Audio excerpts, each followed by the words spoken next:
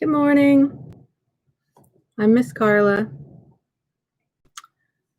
It's been kind of a strange week or so, and things did not go as planned. Last Wednesday, we were closed for Veterans Day, and I had planned to read, but I had a technical difficulty, which was I forgot to bring the book home. So I couldn't read it on Wednesday. And then on Monday this week, my mom was ill, and so I had to stay home and take care of her, and I wasn't able to read on Monday. So I'm sorry if you were hoping to watch the video Wednesday or Monday, and we didn't do it. But today we are going to read the final installment of Tunnel of Bones by Victoria Schwab. So I'm very excited to see how this ends. And when we're done, there's only like 2 short chapters left. So when we're done with this, I'm going to show you a couple books that I'm thinking of reading next that we can talk about. After we'll start a new book after the Thanksgiving holiday. Okay, so let's get finishing this one up. Whew, we've already read 268 pages. Good morning. So we're on chapter 28. Okay. You can't go to Paris without seeing the Louvre, says Mom as we cross the palace courtyard. It's simply not allowed. That's where we're going. The Louvre, that big museum marked by the glass pyramid at the end of the Tuileries. This place is massive. There are whole wings dedicated to different countries, different periods of time. There are statues and paintings, tapestries and tiles, sculptures and antiques, fragments of the past. It would take weeks, maybe even years to see everything, but we only have a couple of hours, so we jump from one exhibit to the next with all the other tourists. In one room, a large crowd gathers around a tiny painting, and when we get close enough, I see that it's the Mona Lisa. I always thought it would be bigger. Jacob walks next to me, not really looking at the art, but past it, through it, somewhere else. For the 100th time, I wish I could read his mind the way he reads mine. As we head downstairs, I can feel the tap, tap, tap of ghosts. The veil ripples around me, but it's not until we reach the Egypt wing that I learn why. Do you see those marks? Asks Mom, gesturing to the inside of a sarcophagus. Those are from a person's nails. She waggles her fingers. It means they were entombed before they were dead. Nope, says Jacob, and I have to agree with him, grateful when we move on to a hall of marble statues. It's important to take care of the past, muses Dad as we walk between exhibits. To revisit it, to study and learn. Understanding the past helps us move through the present and discover the future. And remembering the past helps us move on, I think. Helps us let go. Jacob begins to fall behind, first 1 step, then 2, until I look over my shoulder and see that he's not there. My parents, arm in arm, stop to examine a statue, and I drift away from them, promising I'll be right back. For once, they let me go. I find Jacob sitting on a bench on the other side of the room.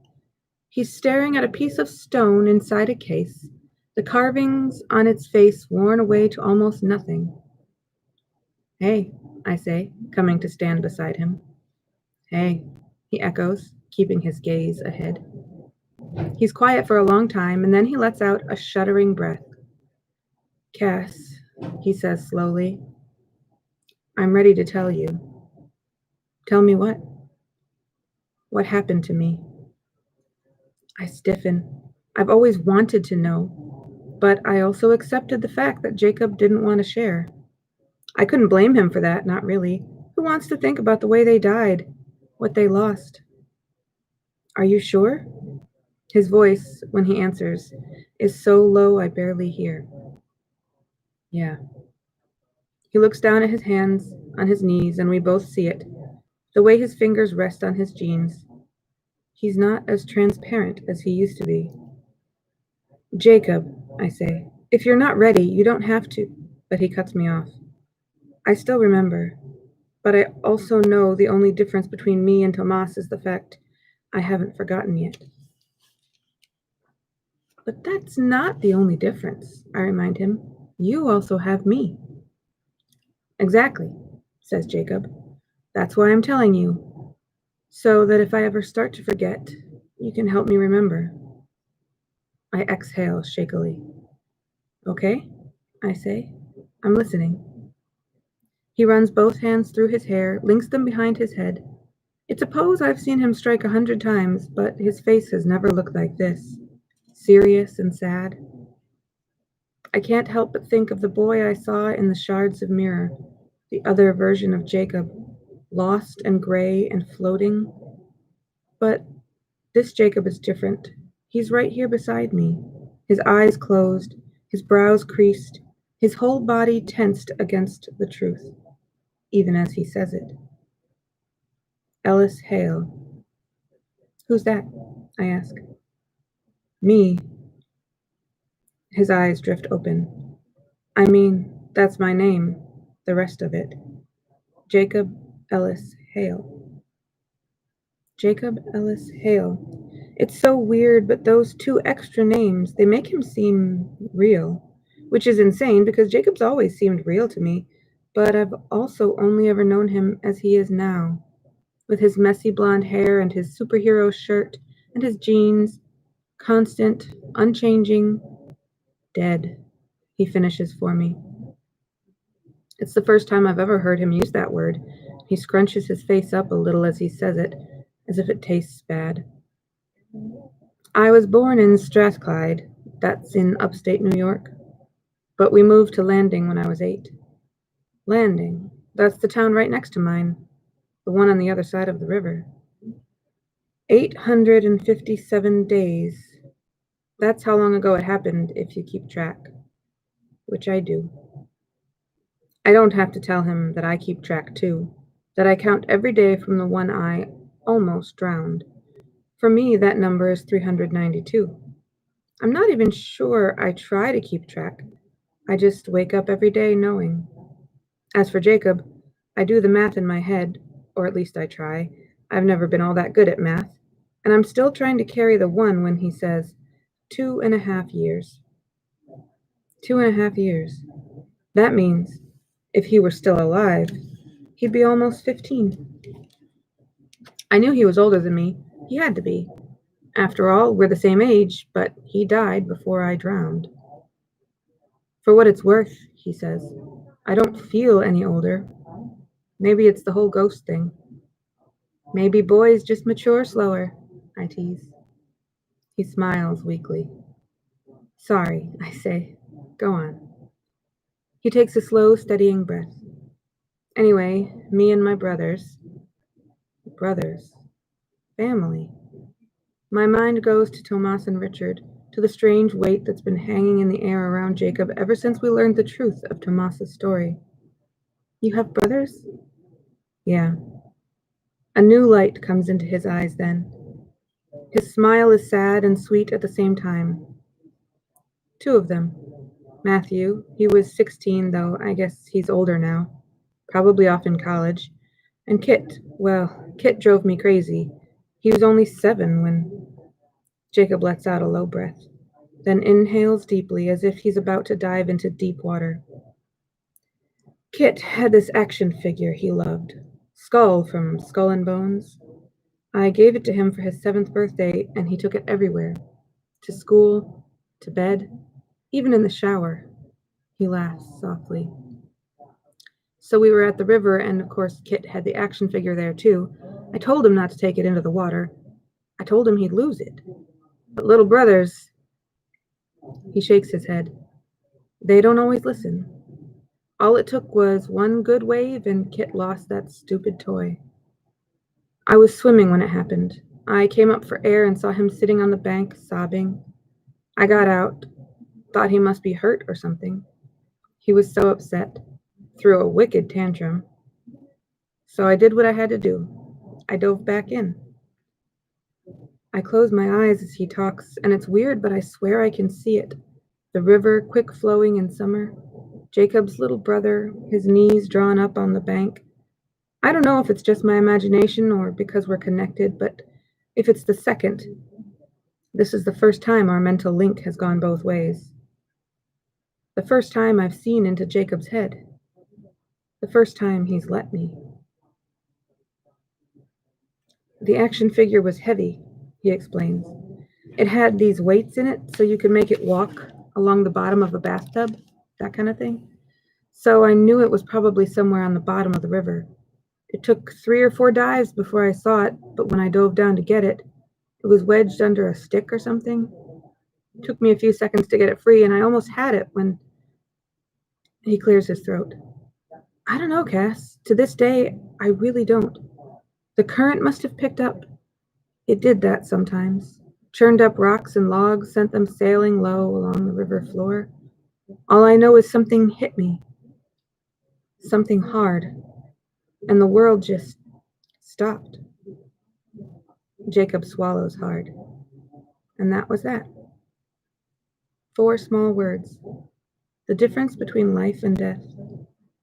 My head spins, reeling. I don't know what to say, but I have to say something. And I know better than to say something like, sorry. I've only ever known Jacob the ghost. What that really means is that I've only ever known Jacob from the point when he entered my story. I didn't think so much about the fact that he had a story of his own. A whole life, short as it was, before we got tangled up, before he became my best friend. Now it's like he's filling out in front of me, becoming solid, alive. Did you ever try to go back to them? I whisper. You're asking me if I haunted my family? Jacob grits his teeth. No, I couldn't. Not at first. I couldn't leave the river. Of course, it was his veil. And then, after I met you and I could leave, I guess I was afraid of seeing them without me. Afraid it would hurt too much. Afraid I would get stuck there. Like the mirror of Erissorn. I stifle a laugh. Eris said, that's the mirror in Harry Potter that shows someone what they want most, but Dumbledore warned Harry that people could waste away in front of it. Jacob manages a small smile. Yeah, like that. He looks down. I really should read those books. You really should. We both go quiet after that. Jacob is done talking, and I don't know what to say. I'm sad I didn't know before. I'm glad that I do now, that he's trusted me with this, his past, his truth, the pieces that add up to Jacob. And no matter what happens, I won't let him forget who he was, who he is, what he means to me. I lean against him just until the air blurs between our shoulders, and this time, when I feel the slight resistance of his body against mine, it doesn't scare me. Your name is Jacob Ellis Hale, I think. You were born in Strathclyde, New York. 2.5 years ago, you dove into the river, and last year, you pulled me out. You are my best friend in life, in death, and everything in between. Chapter 29. Pauline is waiting for us back at the hotel, sitting on a plush seat beside our luggage and Grimm's carrier. She stands when she sees us, elegant as ever in a white outfit and dark heels. She hands me a small parcel, my photos developed by her father. Monsieur Deschamps sends his regards, she says. He says you have a special eye and that you must have used some clever techniques to get the effects you did. I press the envelope to my chest. The truth is, I have no idea if my camera still works, if the magic lay in a specific part, like the original lens I lost, or if it's special because it's mine. Only one way to find out. I turn through the photos as Mom and Dad check out of the hotel. Among the normal photos is a shot of Mom and Dad in the Tuileries our first night, the carnival rising in the background, the light blurring faintly so it looks like fire. Then a picture of the two of them standing on a narrow street, admiring a window full of macarons. The crew setting up among the crypts in Père Lachaise, and Mom on a bench, hands spread as she speaks in the Jardin du Luxembourg. The opera with its gleaming chandelier before it fell, a photo of Adele beaming around the white stick of a lollipop on our way to Notre Dame.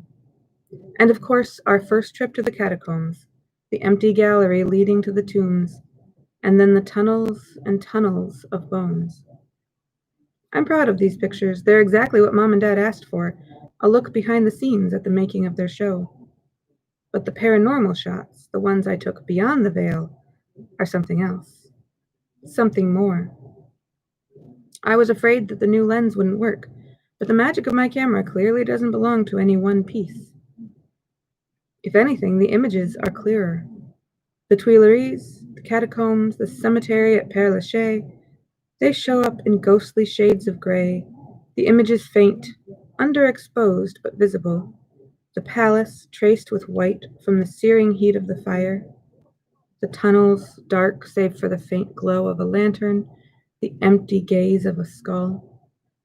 There's also the series of shots I took from the bedroom window of my hotel room when Tomas appeared on the street below. I remember him vividly, standing there, his red eyes tipped up.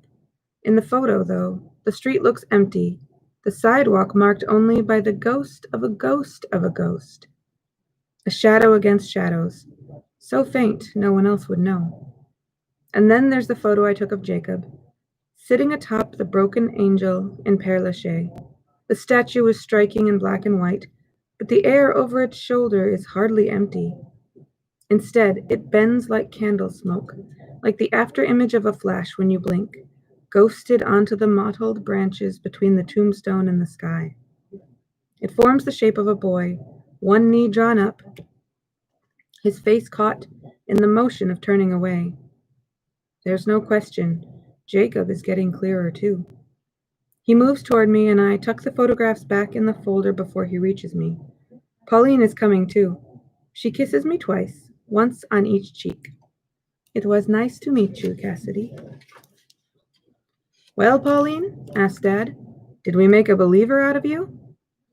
She glances at me, her mouth drawing into a small smile. Perhaps, she says. I will admit there's more to this world than meets the eye. We gather up our things, say goodbye to the Hotel Velour and the desk clerk, who seems particularly glad to see us go, and step out into the Paris sun. As we make our way to the metro, I can't help but look down at the sidewalk and remember how much history, how many secrets is buried beneath our feet. If you had to sum up Paris in one word, says Mom, what would it be? Dad considers, then says, overwhelming. Enchanted, counters Mom. Haunted, offers Jacob dryly. I think for a moment, but in the end, I find the perfect word. Unforgettable. As we wait for the train to the airport, Jacob wanders up and down the platform. I watch as he amuses himself by bobbing a child's balloon, putting his hand through a musician's amp as they lean against a pillar, playing guitar. He seems happier, lighter, after sharing his story. I feel a little heavier after hearing it, but that's okay. That's how friendship works. You learn to share the weight. I stick my hands in the pockets of my jeans and feel the edge of something solid and square. I draw it out and freeze. It's the data card I stole from the footage case, the one marked CAT for catacombs. My heart thuds as I look over at Mom and Dad, who are standing together and talking a few feet away. I walk over to the nearest trash can, dropping the card inside. That's when I notice the man. He's standing on the opposite platform, the gulf of the tracks between us, and the first thing I notice is how still he is amid the sea of people. He looks like a thin shadow in a black suit. He wears white gloves and a black hat with a brim that covers his face. Until he raises his head, and then I see it isn't a face at all, but a mask, smooth and white as bone, and a shiver runs through me because the contours and angles are the same I saw 1,000 times down in the catacombs. The mask is a skull. Somewhere behind the open sockets there must be eyes, but I can't see them. It's as if he's wearing a second mask under the first, one that's solid black, erasing all his features. My fingers go to the camera around my neck. I can't take my eyes off him. He's so out of place amid the tourists with their suitcases and summer clothes that at first I think the man must be a street performer, one of those who stand perfectly still until you drop a coin into their bowl. But if he's performing, nobody seems to notice. In fact, the people on the platform move around the man like water around a rock, as if they don't even see him. But I do.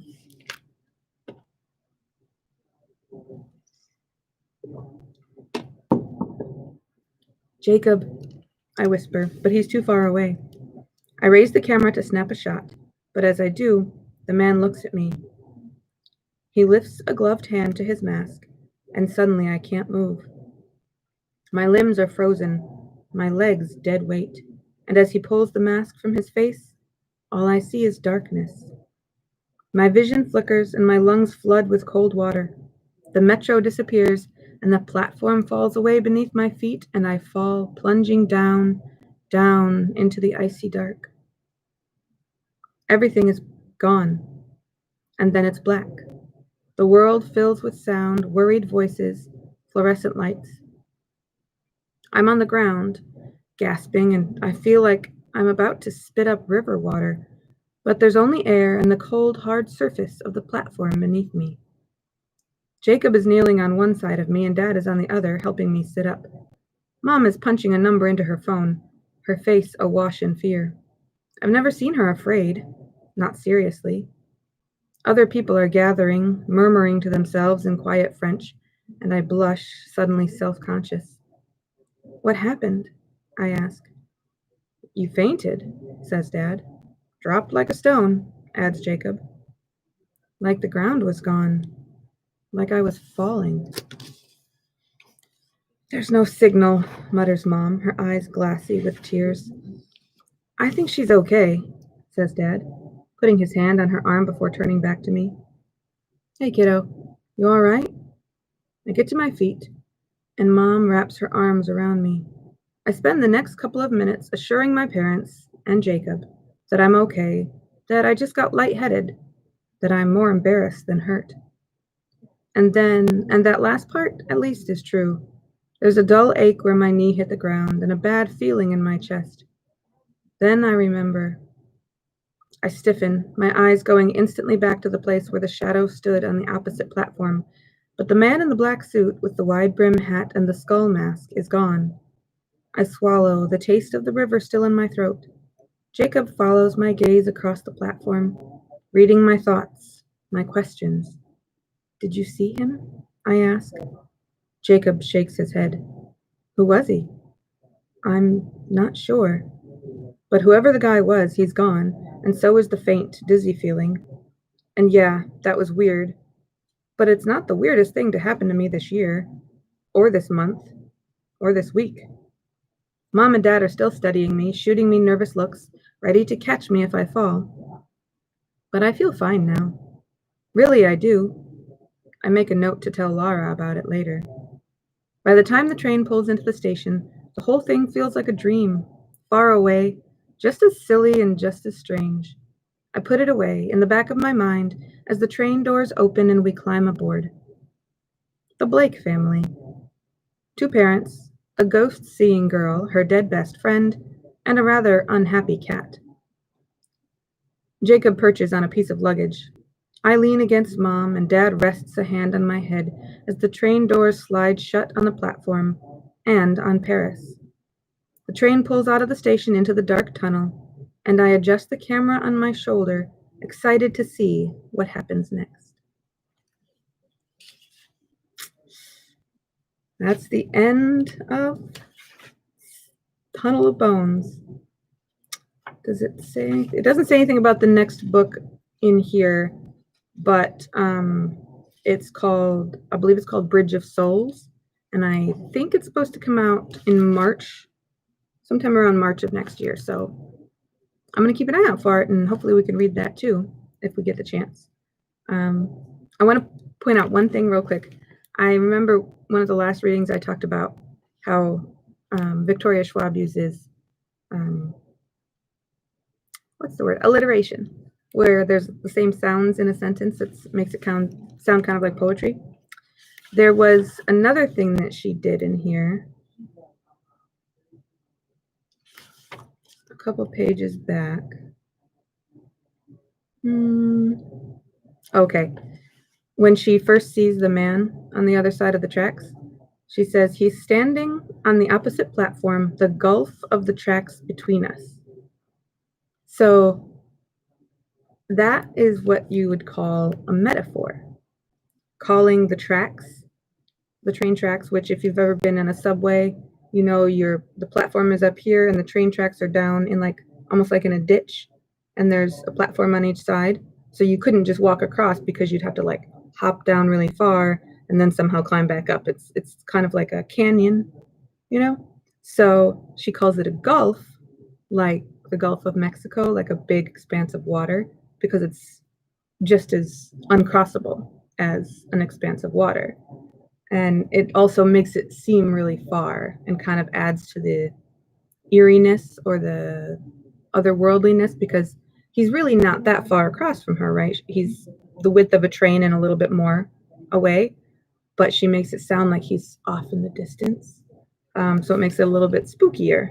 So that's called a metaphor, because she calls one thing something it's not, as a way to give you a feeling about what it's like to look at it.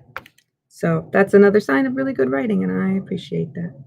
All right, real quick before I have to put my mask back on and we open the doors. The next book that I want to read, I want to be from the nominee list for the Rhode Island Latino Books Month Award for 2021. I'm on the committee for that award, and we have selected all of the nominees. And I'll put a link in the description to the website so you can see all of the nominees, and they're split into grade levels. So for us, the most suitable ones would be grades 3 to 5 and grades 6 to 8. And I have a few here that I've collected to choose from. If you have a preference, please leave a comment and I'll try to, respond to that. But otherwise, I'll just pick which one sounds most interesting to me to start with. We might go through a bunch of them. And if you watch these read-alouds through the whole book and you read 3 books, you can vote next year for the winner of the book or the winner of the award. So if you watch my read-alouds and I read through 3 books in the same grade level, then you qualify to vote and you can pick which of those 3 you like the most. So one is Mañana Land by Pam Munoz Ryan. This one is interesting. It's called They Call Me Guero, and it's actually poetry. It's a Border Kids poems. So it's, I don't think it's a story. I think it's just a series of poems. So it's not too long. And I really like poetry, as you probably have gathered by now. This one is called Strange Birds, A Field Guide to Ruffling Feathers. And it's by Celia C. Perez, who wrote The Rules of Punk? It was the Kids Reading Across Rhode Island book 2 years ago, I think. I think it's called The Rules of Punk. Anyway, a lot of people really like her.